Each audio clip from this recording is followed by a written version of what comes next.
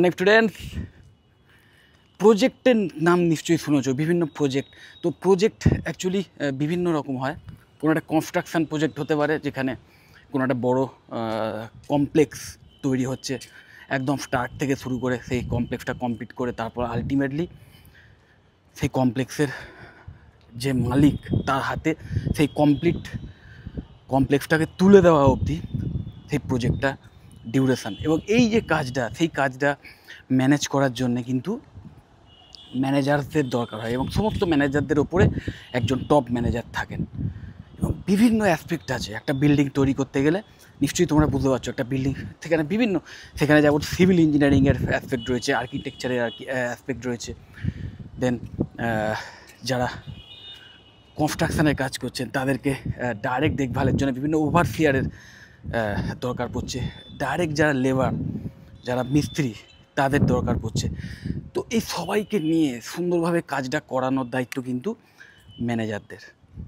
এবং মনে রাখবে, যে কোনো প্রজেক্ট, সেটা কোনো এই বড় কনস্ট্রাকশানের প্রজেক্ট হোক বা কোনো একটা সফটওয়্যার তৈরি করার, সফটওয়্যার ডেভেলপমেন্ট কোনো প্রজেক্ট হোক, সেটা হয়তো ট্যাঞ্জিবল, একটা হয়তো ইনট্যাঞ্জিবল, এই হচ্ছে পার্থক্য। কিন্তু আলটিমেটলি যে কোনো প্রজেক্ট মনে রাখবে, যত তার একটা প্রজেক্টটা শুরু হওয়ার সময়তে একটা টাইম লিমিট থাকে, যে অমুক টাইমের মধ্যে এটা কমপ্লিট করতে হবে।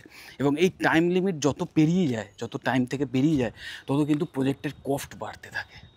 প্রজেক্ট তৈরি হতে যে একটা খরচা, সেটা বাড়তে থাকে। এবং শুধু তাই নয়, সেই প্রজেক্টের সঙ্গে রিলেটেড যত রকম লোকজন থাকে, যারা কাজ করছে, ওয়ার্কার, বা যারা টাকা ঢালছে, ফাইন্যান্সার, সেই সবার, যারা কিনবে হয়তো ভবিষ্যতে, কাস্টমার, সবার কিন্তু উৎসাহটা আস্তে আস্তে কমতে থাকে।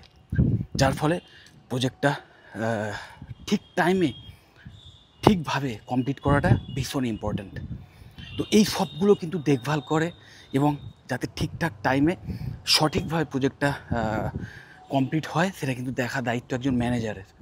তো ম্যানেজারের স্কিল সেট যদি ঠিকঠাক থাকে, তবেই সেই প্রজেক্টটা ঠিকঠাকভাবে কমপ্লিট হবে। তো বুঝতেই পারছো একজন ম্যানেজারের রোল কতটা গুরুত্বপূর্ণ হতে পারে অ্যাজ এ প্রজেক্ট ম্যানেজার। আবার ধরো যে কোনো বিজনেস, একটা বড় ধরো ইন্ডাস্ট্রি, একটা বড় ধরো কোম্পানি, সেই কোম্পানি ধরো নতুন কোনো বিজনেসে টাকা ইনভেস্ট করতে চলেছে।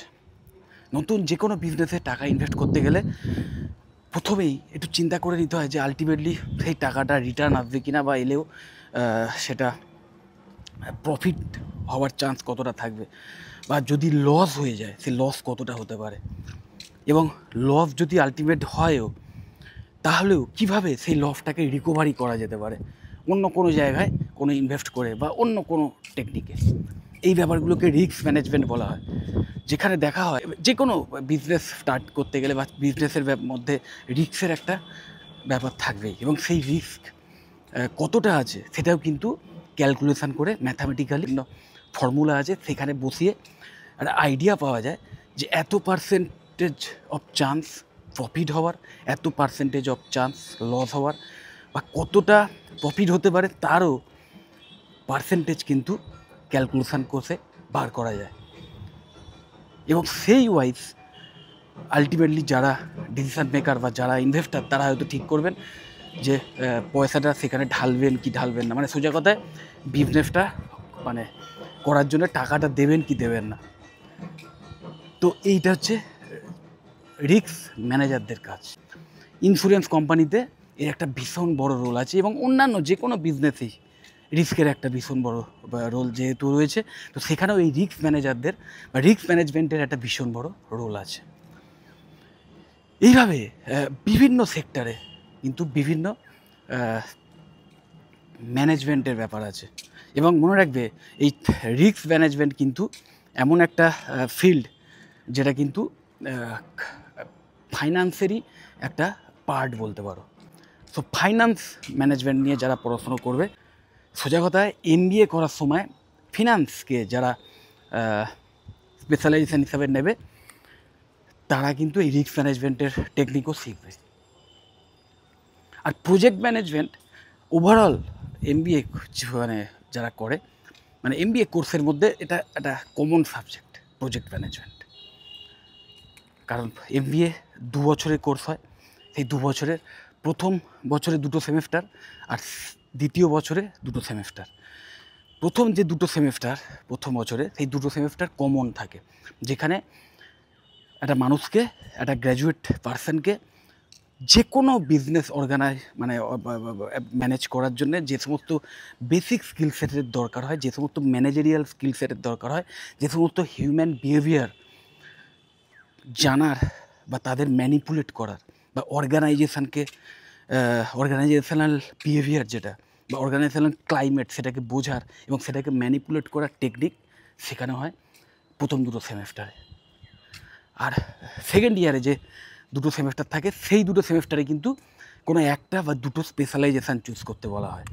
সেই স্পেশালাইজেশানগুলোর ওপর স্কিল সেট প্রদান করা হয়। সো একজন MBA কমপ্লিট করা ক্যান্ডিডেট, তার স্যালারি এমনি বেশি হয় না।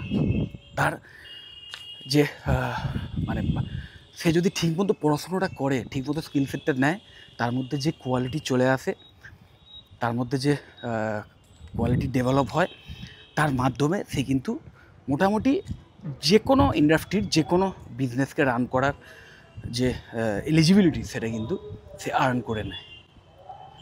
সো আমি তোমাদের বলবো, যারা গ্র্যাজুয়েশান করে বসে আছো বা গ্র্যাজুয়েশান করে চিন্তা করছো যে কি করব, এরপরে মাস্টার ডিগ্রি কোর্স করা উচিত হবে কি হবে না, বা ভালো চাকরি খোঁজার জন্য কি করা উচিত, এইসব নিয়ে চিন্তা করছো, আমি বলবো ভালো কোনো কলেজ থেকে MBAটা করে নাও, MBAটা কমপ্লিট করে নাও।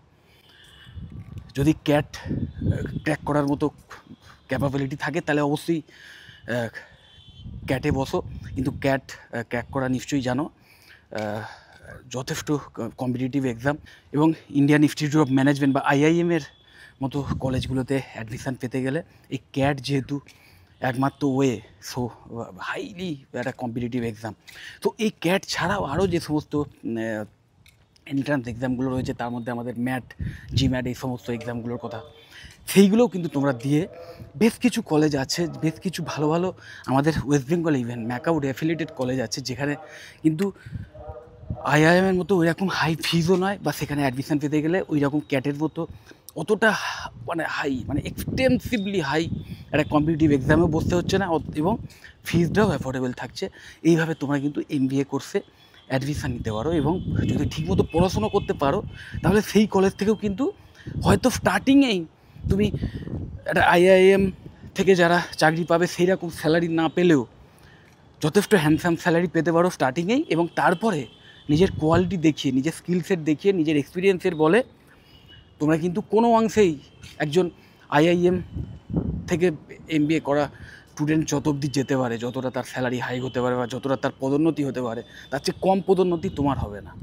কারণ আমি নিজে দেখেছি প্রচুর ভালো ভালো প্রাইভেট MBA কলেজ আছে, যেখান থেকে MBA করার পর ইভেন ডাইরেক্ট সেই কলেজ থেকেই ওভারসিজ প্লেসমেন্ট পেয়েছে, বা আমাদের ইন্ডিয়াতেই বিভিন্ন বড় বড় MNC-তে প্লেসমেন্ট পেয়েছে, এবং তারপরে যথেষ্ট হ্যান্ডসাম স্যালারি নিয়ে প্লেসমেন্ট পেয়েছে, এবং তারপর নিজের এক্সপিরিয়েন্সের বলে 1 বছর 2 বছরের মধ্যেই স্যালারি 2-3 গুণ বেড়ে গেছে, এবং এখন একটা টপ লেভেলের কেরিয়ার করে নিয়েছে।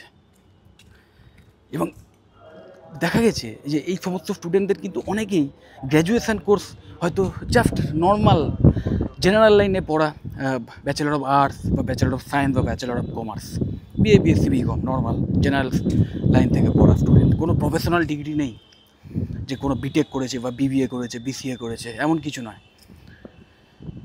জেনারেল লাইনে পড়ে গ্র্যাজুয়েশান করে কিন্তু আলটিমেটলি MBAটা করেছে। MBAটা করার সময় ঠিকমতো স্কিল সেটটা নিয়েছে, ম্যানেজারিয়াল স্কিল সেটগুলো নিয়েছে, সফট স্কিলটাকে ঘষা মাজা করে তৈরি করেছে। কারণ সেই কলেজগুলো সফট স্কিলের পেছনেও প্রচুর এফর্ট দেয়, এবং স্টুডেন্ট নিজেও যে কলেজ যে সমস্ত ফেসিলিটিগুলো প্রদান করছে সেগুলোকে কাজে লাগিয়ে স্টুডেন্ট নিজেকে তৈরি করেছে, করে আজকে নিজের কেরিয়ারটাকে সেই লেভেলে নিয়ে গেছে। সো অবশ্যই আমাদের ম্যাকাউড অ্যাফিলিয়েটেড কলেজগুলোতে 2024-25 সেশনের অ্যাডমিশান সেশনের একদম শেষের দিকে কিছু সীমিত সিটেও এখন অ্যাডমিশান চলছে, আর 2025-26 সেশনের যে অ্যাডমিশান সেটা কিন্তু অলরেডি স্টার্ট হয়ে গেছে, এবং এই উইন্টারেই ক্লাস স্টার্ট হয়ে যাবে। সো তোমরা যারা এই অ্যাডমিশান নিতে চাও, তারা কিন্তু অবশ্যই এখন থেকে কন্ট্যাক্ট করো, এবং বেশ কিছু অ্যাফোর্ডেবল কলেজ আছে যেখানে যথেষ্ট অ্যাফোর্ডেবল ফিস বা স্কলারশিপ ফেসিলিটি পাবে, ভালো মার্কস যদি থাকে তোমাদের গ্র্যাজুয়েশানে। তো এই সমস্ত কলেজ সম্পর্কে যদি জানতে চাও বা অন্য কোনো কোর্স সম্পর্কে যদি জানতে চাও, তাহলে অবশ্যই আমাকে কল বা হোয়াটসঅ্যাপ করতে পারো। এই ভিডিও ডেসক্রিপশান বক্সেই আমাদের কন্ট্যাক্ট ডিটেলস পেয়ে যাবে। যদি ভিডিওটা হেল্পফুল মনে হয় অবশ্যই লাইক করো, চ্যানেলটা যদি সাবস্ক্রাইব না করে থাকে একটু সাবস্ক্রাইব করে নাও, আর এই ভিডিও যতটা পারো বন্ধু বান্ধবদের শেয়ার করে দিও। টাটা।